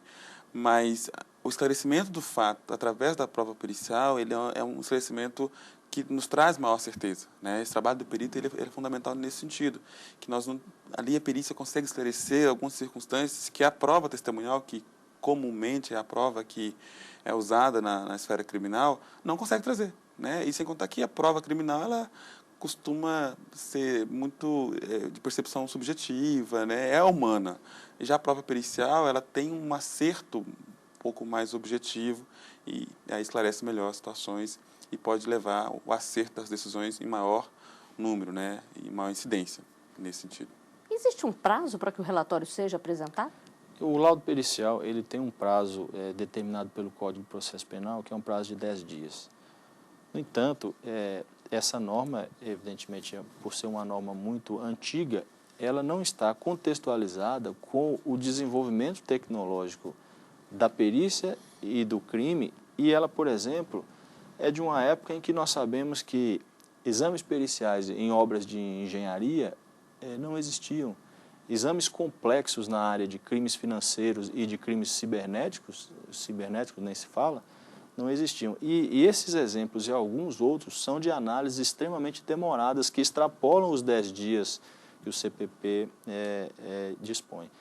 Então, naturalmente, a gente sempre solicita dilação de prazo para realização de perícia com o objetivo claro de atender a essa realidade que a gente tem hoje, que é da complexidade do crime, né? Então, o prazo de 10 dias, ele, na maior parte desses crimes complexos, ele não é suficiente para fazer o exame, mas isso não tem sido um problema, felizmente, porque o Judiciário, o Ministério Público e a própria Polícia, entendendo isso, estão conosco nessa necessidade de se aumentar o prazo quando é necessário. O Dr. Carlos Antônio falou em várias áreas diferentes de perícia. A gente pensa normalmente na área criminal, mas ela é importante em vários setores, não é mesmo, juiz? Sim. Já trabalhei em outros juízos, outras varas, né? E sempre o trabalho do perito é fundamental para resolver outras soluções. A área contábil é muito comum, né? Perícia contábil, essa perícia de hoje, os crimes cibernéticos hoje para a gente, aliás, eu penso que é uma área que dificilmente o juiz consegue desenvolver algum trabalho bom se não contar com a ajuda do perito, né? Os crimes financeiros, por exemplo, também é outra área que dificilmente avança-se um trabalho judicial sem que haja ali a contribuição da perícia, né? E essa questão do tempo da perícia, o Dr. Carlos falou, de fato eu tenho perícia que dura 4 meses. Então, e isso é extremamente compreensível diante da complexidade, das análises. Às vezes a gente tem perícia, inclusive, que exige, uma perícia que recentemente foi feita no Tribunal do Júri, que é um experimento. Então precisou aguardar o prazo para aquele experimento, mas hoje o Judiciário, felizmente, conta com uma série de instrumentos que a perícia nos consegue proporcionar e que são fundamentais para julgar em todas as áreas possíveis, né? Construção civil, crime de tecnologia, ambiental, hoje também tem muito. Aqui em Brasília, que nós temos um problema fundiário e um problema ambiental sério, o perito está sempre contribuindo com isso com a gente. O Brasil, então, está em dia. Está evoluindo muito e a gente vê isso nitidamente. O programa, esses equipamentos que a matéria mostrou, de ponta, eles foram para os estados, foram para a Polícia Federal também, isso foi um convênio chamado Promotec Pro Amazônia. Então, o investimento tecnológico, o investimento em recursos humanos tem melhorado em alguns estados, em muitos outros não, como eu comentei. Na Polícia Federal, que é a nossa vivência maior, sem dúvida nenhuma, de 10 anos para cá, isso melhorou muito. E nós estamos chegando ao final de mais um Artigo 5º. Dr. Carlos Antônio, juiz Fábio Francisco, eu agradeço a presença de vocês aqui conosco e lembro que você também pode fazer parte do nosso programa, mandando sugestões para o e-mail artigo5@stf.jus.br. A gente se vê na semana que vem. Até lá!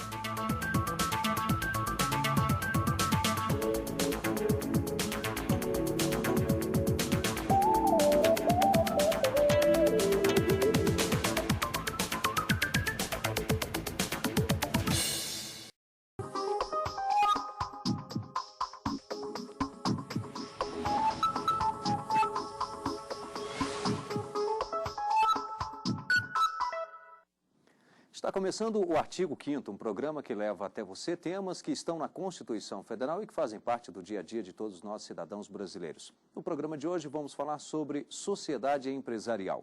O artigo 5º determina que é livre a associação para fins lícitos, sendo vedada a de caráter paramilitar. Diz ainda que a criação de associações deve obedecer à lei, mas independe de autorização e que o Estado não pode interferir em seu funcionamento. Determina também que as associações só podem ser compulsoriamente dissolvidas ou ter suas atividades suspensas por decisão judicial. E para falar sobre os tipos de sociedade, nós temos aqui dois convidados no estúdio do Artigo 5º. Está aqui conosco Walter Moura, especialista em Direito Civil. Tudo bem, Walter? Inicialmente, até para a gente entender melhor as situações, qual a diferença entre o direito comercial e o empresarial? Os dois estão atuantes ou não? Houve uma mudança de designação por força do Código Civil de 2002, que foi responsável pela chamada unificação das obrigações. Nós tínhamos classicamente as atividades de comércio como atividades especiais daquelas atividades civis, que são, nós temos o direito entre iguais, os cidadãos, aplica-se o Código Civil.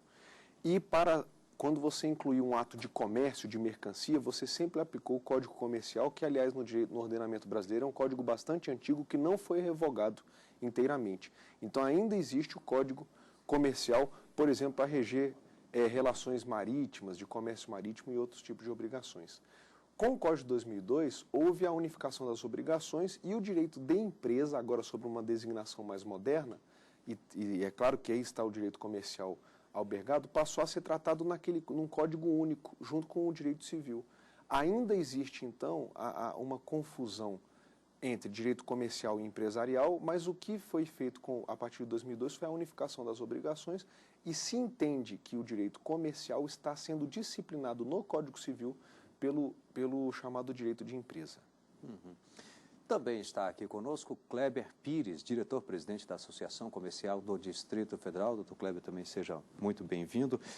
Qual é o passo para se formar uma empresa hoje no Brasil? O primeiro passo é a constituição do contrato social, registro na junta comercial, que naturalmente obtém-se o CNPJ, a inscrição estadual, e aí a empresa passa a estar apta a entrar em exercício. Muitas vezes comenta que é muito difícil abrir uma empresa e também, em alguns casos, até sinto que é mais difícil ainda encerrar. Qual o tempo, em média? Em Brasília chegou a 70 dias. Hoje se obtém uma documentação em torno de 8 a 10 dias. Então houve grandes transformações na junta comercial do Distrito Federal. Isso graças ao incentivo do SEBRAE, da Secretaria da Micro e Pequena Empresa, que foi criado recentemente. Isso facilita muito a vida do empresário.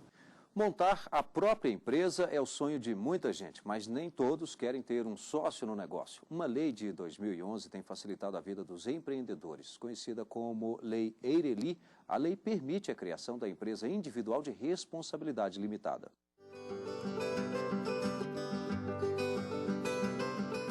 Agora, quem quiser abrir uma empresa sem o sócio e virar um empreendedor pode. Entrou em vigor a lei que criou a empresa individual de responsabilidade limitada, conhecida como Eireli. A norma foi aprovada em junho do ano passado pelo Congresso Nacional e sancionada pela presidente Dilma Rousseff um mês depois. O principal diferencial da modalidade é que a empresa deve ser constituída por um único dono. Para constituir uma empresa individual de responsabilidade limitada, é preciso ter um capital social de no mínimo 100 salários mínimos, o que equivale hoje a um pouco mais de R$ 62 mil.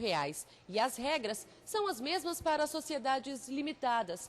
O nome da empresa deve ter necessariamente a expressão Eireli, assim como existem siglas para identificar as sociedades anônimas e limitadas. Este advogado especialista em direito do consumidor esclarece que a Eireli garante a distinção entre o patrimônio do empresário e o patrimônio social da empresa, mas não isenta os bens pessoais do empreendedor de qualquer tipo de problema na empresa, como falência. Se o juiz trabalhista, por exemplo, perceber que houve má-fé, que houve ato ilícito praticado pelo titular da nova empresa, ele pode sim despersonificar essa pessoa jurídica e buscar o patrimônio pessoal do seu titular para pagamento dessas dívidas. Mas para ele, a lei traz muitos benefícios, tanto para a economia do país, pois é um incentivo para o microempresário, como para regularizar o setor. No momento em que ele se formaliza, ele passa a contribuir com seus impostos. Essa lei veio então para atualizar o país e trazer uma fórmula que viabilize o interesse individual. Bem, Walter, nós vimos aí que não há muitas diferenças, né, na constituição dessa empresa. Agora, por que chama, então, limitada? O que define esse limitado aí? Bom, de início, a Constituição Federal, como é o tema desse programa, ela permite abertamente, o Brasil ele tem ele se rege pela economia liberal. Então, nós temos que incentivar a iniciativa privada a exercer as atividades lícitas dentro da economia.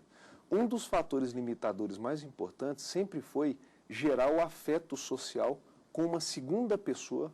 Para que você fizesse a sociedade empresarial, você tinha que ter o sócio, nem que fosse 1%, e nesse sócio você confia quase que a sua vida, o seu trabalho.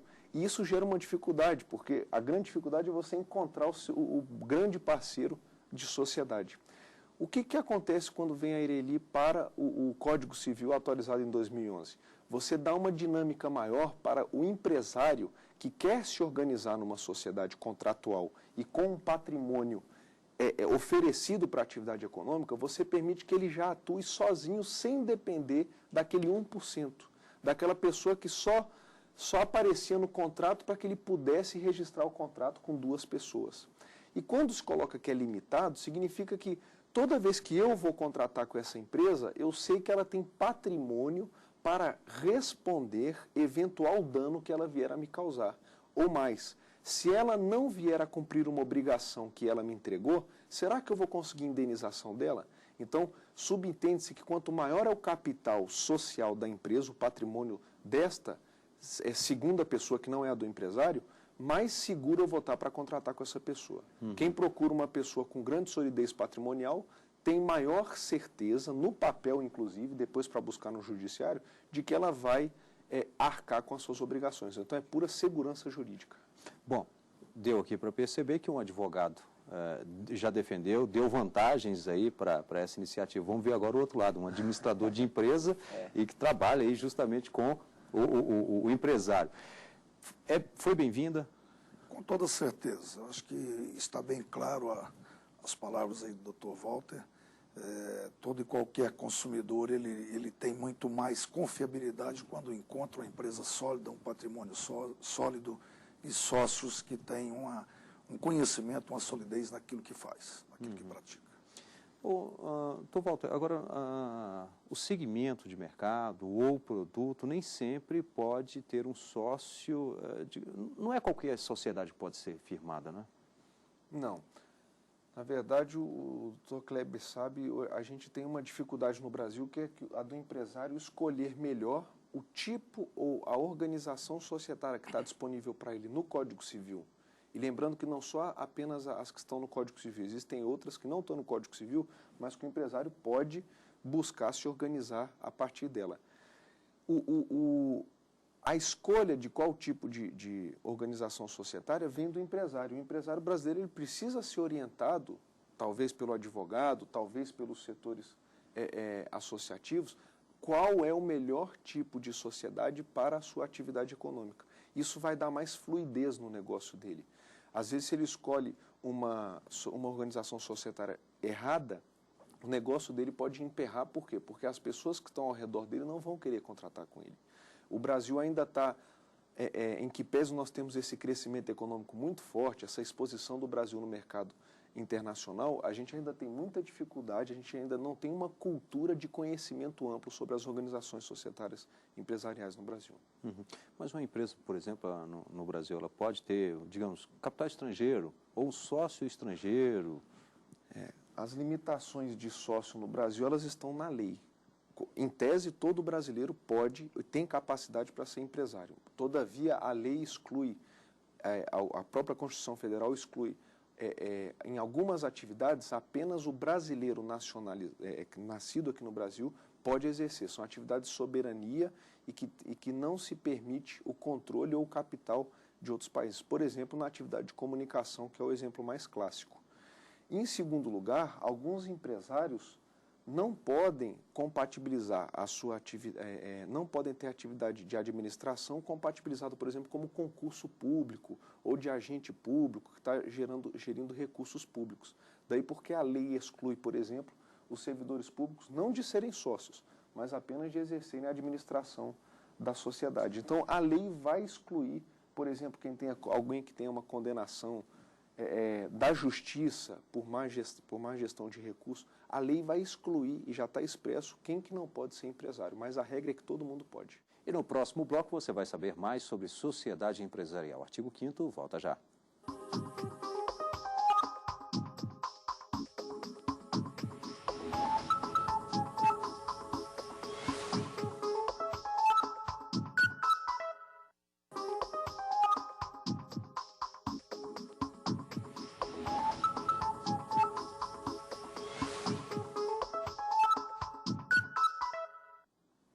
Estamos de volta com o artigo 5º. Os nossos convidados são Walter Moura, advogado especialista em direito civil, e Kleber Pires, diretor-presidente da Associação Comercial do Distrito Federal. No programa de hoje estamos falando sobre sociedade empresarial. O Código Civil considera empresário aquele que exerce profissionalmente atividade econômica organizada para a produção ou circulação de bens e serviços e diz que pode exercer a atividade quem estiver em plena capacidade civil e não for legalmente impedido.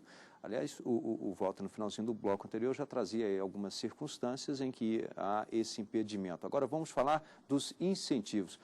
Doutor Kleber, nós sabemos que a informalidade ela traz, sim, prejuízos para o país. O que tem sido feito para incentivar a abertura, o apoio à abertura de empresas? Eu acho que no Brasil nunca se teve tanta oportunidade como incentivo, como capacitação, como linhas de crédito, para microcrédito, para o empreendedor individual. Diversas alternativas foram criadas, quase todos os estados hoje têm a Secretaria da Micro e Pequena Empresa, tem o SEBRAE Nacional, que não deixa de ser um grande braço, principalmente para aquele que está iniciando o seu negócio. E a recomendação que eu deixo é todo aquele que queira montar o seu negócio, que veja bem a sua vocação. Ao escolher o seu sócio, veja se tem afinidade com aquilo que pretende fazer e que não abra seu negócio sem, primeiramente, se capacitar. Busque em qualquer canto do país, tem mais de 3.000 associações comerciais, tem aí todo um apoio da Confederação Nacional das Associações Comerciais do Brasil, CACB. O SEBRAE Nacional está de portas abertas para dar os cursos de capacitação. Existem as linhas de crédito em todas as secretarias de todos os estados da federação, dentre elas no Distrito Federal, Secretaria da Micro e Pequena Empresa, que tem sido um grande braço para o empresariado. E eu sugiro a todo aquele que tente buscar o seu negócio, primeiramente, se capacite. Então, custa pouco começar correto. Eu me lembro de ter visto uma vez o resultado de uma pesquisa, e se não me engano, do SEBRAE, aí me perdoe se não for, que a maioria das empresas fecham com menos de um ano de atuação. Algo que o senhor acredita aí, justamente essa falta de capacitação? Eu acho que única e exclusivamente a falta, talvez, da capacitação, de planejamento, de vocação para aquilo que você pretende estabelecer. Por exemplo, hoje você tem não se viu, talvez ao longo de toda a história do país, tanta formalização. Então, hoje tem aí diversos programas de incentivo, onde da costureira as grandes empresas estão nascendo e sobrevivendo, buscando a formalidade, buscando a pessoa jurídica. Dessa forma, você pode ter certeza absoluta que as oportunidades são grandes, inclusive do fornecimento das micro e pequena empresa, que está dentro da legislação, que o próprio Estado tem o dever de adquirir X% do seu produto das micro e pequena empresa. Então, é a oportunidade de se transformarem em empresas, pessoas que estão na informalidade, que buscam os balcões do SEBRAE, os balcões das associações comerciais de suas cidades. Agora, Walter, eu comentei agora há pouco, e nós ouvíamos muito isso, né? Mas é muito difícil abrir uma empresa no Brasil. O Dr. Kleber, agora há pouco, corrigiu, dizendo que antes um tempo era em média de 70 dias, hoje passou para? Até 7 dias. Até 7 dias. 10 dias. A documentação estando toda em ordem, então o cuidado que você tem ao constituir uma empresa, que busca também um contador, que às vezes dá um nó na documentação da empresa. Está tudo certinho. No Distrito Federal hoje se abre uma empresa com 7 dias. Agora, e fechar? É complicado? Na verdade, Tem, por exemplo, a tentativa de recuperação em caso de falência. Existe uma legislação específica para a empresa, que se encerra não pela vontade. Tem uma diferença do encerramento pela vontade dos sócios e agora do sócio, na Ereli, e tem uma diferença da empresa que se encerra por inatividade e tem a empresa que se encerra também porque não conseguiu saldar débitos. São essas três situações. O normal para encerramento de uma empresa é pela vontade dos sócios.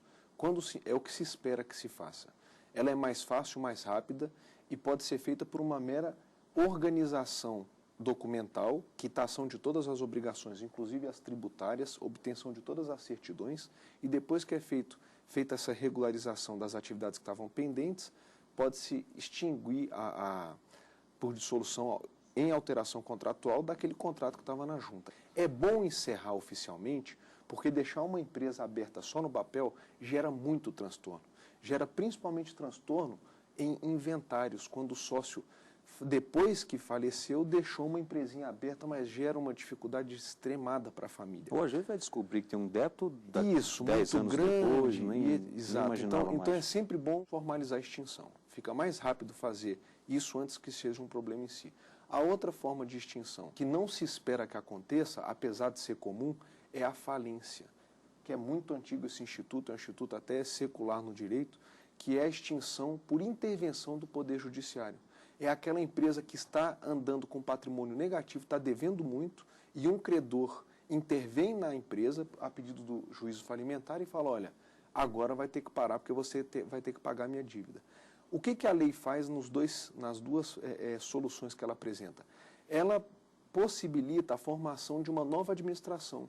Você tem o sócio administrador afastado do negócio e quem vai gerir são os credores. Esta situação tem recuperado muito algumas atividades empresariais. Pense nas atividades empresariais históricas antigas, que já tem 1.000, 2.000 empregados vinculados. O administrador não conseguiu tocar o negócio e depois você vai entrar agora no processo falimentar. Essa extinção ela tem que ser uma extinção assistida, porque ela envolve os chamados stakeholders, trabalhadores, a própria fazenda pública, fornecedores, consumidores, indenizações. Então a extinção ela passa, não é que ela é complicada, ela tem toda uma proteção de interesses de quem está ao redor. Na verdade, o principal objetivo nesse caso não é nem mais só quitar débitos, é tentar até recuperar essa empresa, né? Recuperar a empresa porque a empresa ela tem uma importantíssima função social. Muitas pessoas se esqueceram disso ao longo do tempo, achando que a empresa era só geração de lucro para os sócios, o que não é verdade. A empresa ela tem uma importante função social, o Estado não vive sem a empresa porque ela é arrecadadora, os consumidores não vivem sem a empresa porque são eles que organizam e viabilizam as atividades de prestação de serviço. Então, por isso que a lei tem prestigiado não a extinção da empresa como um simples núcleo patrimonial, mas dar oportunidade para o empresário restabelecê-la quando ela tiver uma crise de gestão. Doutor Kleber, às vezes você entra num comércio, aquele comércio está, digamos, falido, como reconhecer, por exemplo, e até no caso de tomar um serviço, não é, Walter, e depois não vai ter aquilo adequadamente porque a empresa está falida. Como reconhecer uma empresa que está falida? É meio complexo você identificar que a empresa está falida. Às vezes, do término ou sinal de falência de uma empresa, às vezes está até na sucessão. Hoje, raramente, as empresas passam de pai para filho. Então, uma série de problemas, às vezes, ela começa a se degradar.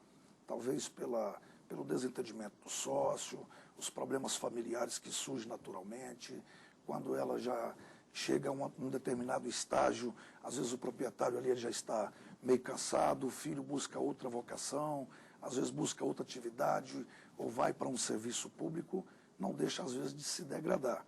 E falta, assim, como o Dr. Walter bem colocou, o papel da empresa diante da sociedade é muito importante.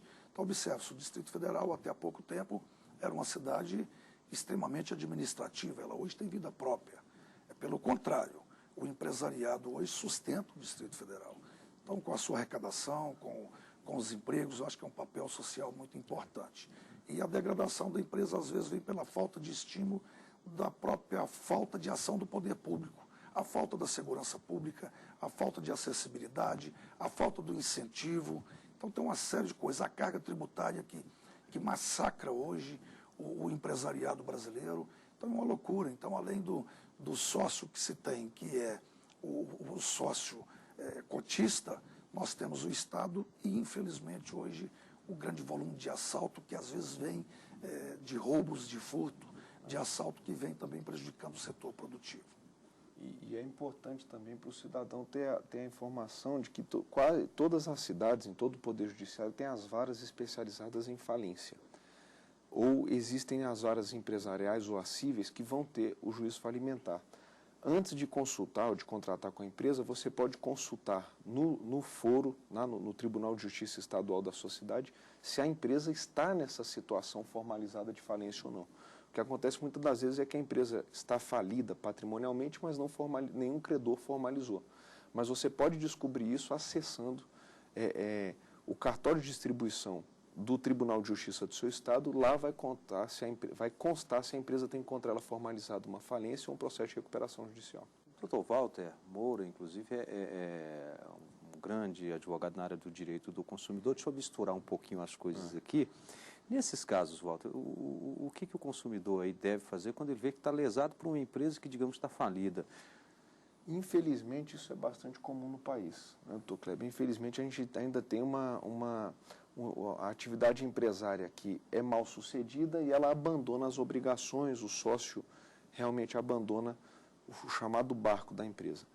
Para essa situação, o Código de Defesa do Consumidor, mas antes dele o Código Civil, e a doutrina já fazia isso, a jurisprudência já fazia isso, criaram o Instituto da Desconsideração da Pessoa Jurídica.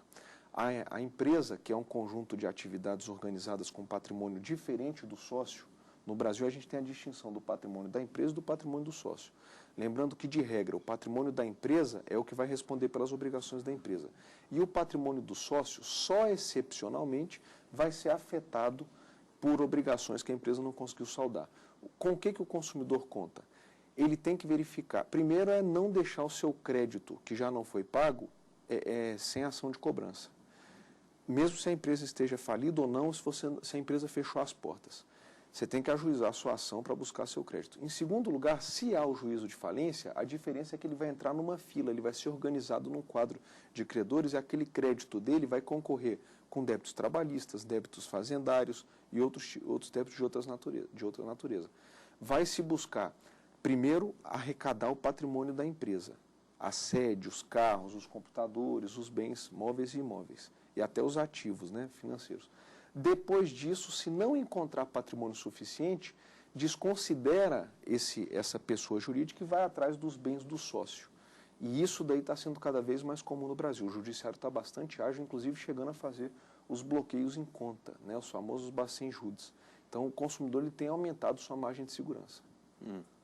Bem, e nós estamos chegando ao final de mais um Artigo 5º. Eu quero aqui agradecer a presença do Walter Moura, advogado especialista em Direito Civil, bem como também do Dr. Kleber Pires, diretor-presidente da Associação Comercial do Distrito Federal.